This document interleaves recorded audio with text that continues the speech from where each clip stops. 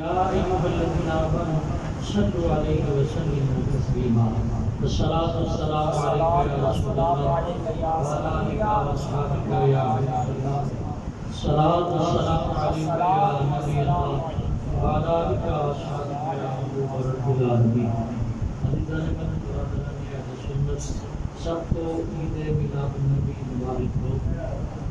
یہ خوشی کا سماں ہے، خوشی کا ماحول بنا ہوا ہے۔ یہ صرف ہم ہی نہیں کر رہے، ہم سے پہلے بھی کرتے ہوئے آ رہے ہیں۔ میری 36 سال یا 37 سال عمر ہو گئی ہے، میں بھی دیکھتا ہوا آ رہا ہوں، سنتا ہوا آ رہا ہوں کہ سرکار کی آمد، لجپال کی آمد، یعنی یہ آمد مصطفیٰ۔ کچھ لوگ ہمارے کانوں میں یہ ڈال دیتے ہیں، نوجوان خاص طور کا جو ہے نا یہ بڑا ہل گیا ہے، سوشل میڈیا کا دور ہے نا، ہر کسی کے پاس موبائل ہے اور ہر بندہ کہیں نہ کہیں کسی نہ کہیں بچوں پہ بیٹھ کے نا کوئی نہ کوئی گفتگو اپنی طرف سے چھوڑ دیتا ہے، تو نوجوان جو ہے وہ پریشان ہو جاتے ہیں۔ اس لیے یہ آیت المقدسہ اور دوسری جو آیت المقدسہ، پہلی جو آیت المقدسہ ہے قرآن مجید میں اللہ پاک نے فرمایا کہ وَمَا أَرْسَلْنَاكَ إِلَّا رَحْمَةً لِلْعَالَمِينَ۔ اللہ پاک فرما رہا ہے کہ ہم نے اپنے محبوب کو سارے جہانوں کے لیے رحمت بنا کر دیا، یعنی پتہ یہ چلا سارے جہانوں سے مراد رحمتاً للعالمین، عالمین سے مراد صرف ایک انسان کے لیے رحمت نہیں بنایا۔ انسان ہمیں شاید علم ہو کہ شاید انسان کے لیے رحمت بنایا ہے تو انسان خوشیاں منا رہے ہیں، یا انسان جو ہے اللہ تبارک و تعالیٰ کی بارگاہ میں خراج عقیدت حضور کی بارگاہ میں پیش فرما رہے ہیں، صرف انسان نہیں۔ میں اگر بات کو لمبا کرنا چاہوں تو یہ تنبیہ بھی ہو سکتی ہے۔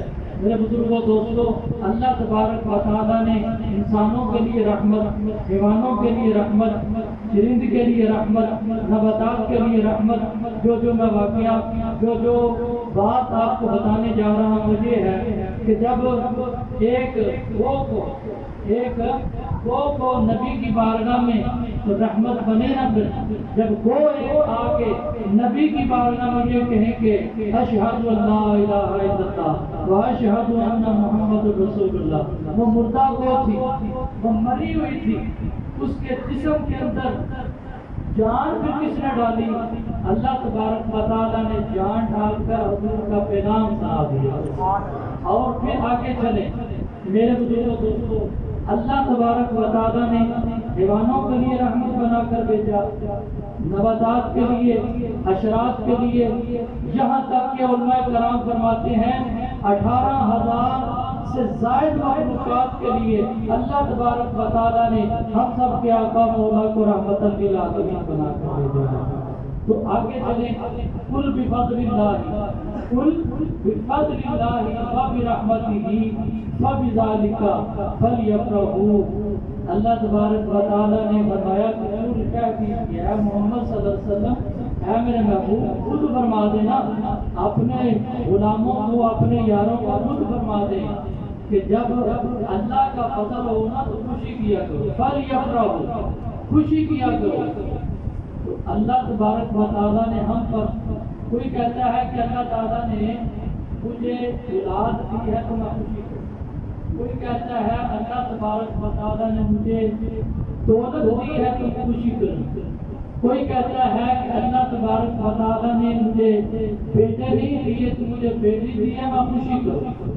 ہر بندہ یہی کہتا ہے کہ میں خوشی کروں، لیکن اللہ تبارک و تعالیٰ فرما رہا ہے کہ جب پر اللہ کا فضل ہو، سب سے بڑا فضل یہ ہے کہ اللہ تعالیٰ نے اپنا محبوب ہونے کا، سب سے بڑا فضل یہ ہے، تو اس پر خوشی پر ہم کر رہے ہیں۔ وہاں سے چلے ہیں مسجد المزمل سے چلے ہیں، اور کہاں سے روڈ لگاتے ہوئے میں تو مسجد ریاض المدینہ سے چلا ہوں، اور کل سے آج بھی اور تا قیامت ہم یہی سنتے آئیں گے کہ آمد مصطفیٰ کے چرچے فلیفرحوا کے چرچے انشاءاللہ ہوتے رہیں گے. تو انشاءاللہ ہم خوشی کرتے رہیں گے. خوشی کون کرے گا؟ جس پر اللہ کا فضل ہوگا، جس پر جو سمجھتا ہے اس بات کو کہ مجھ پر اللہ کا فضل ہوا. اللہ تعالیٰ نے 11 انبیاء کرام جو علماء کرام بیٹھے ہیں ان کی موجودگی میں اپنی حاضری لگا رہا ہوں اور اس کا فائدہ اٹھا رہا ہوں کہ 11 انبیاء کرام نے اللہ کی بارگاہ میں استجابہ کی کہ یا بری تعالیٰ اس نبی کو امتی بنا دو. یا بری تعالیٰ نبیوں نے، کتنے نبیوں نے؟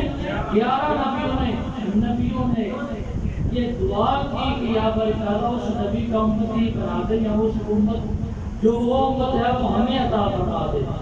تو ایک یہ نہیں کہ سارے نبیوں کے اللہ تبارک و تعالیٰ دعا رد نہیں کرتا، لیکن حضرت عیسیٰ علیہ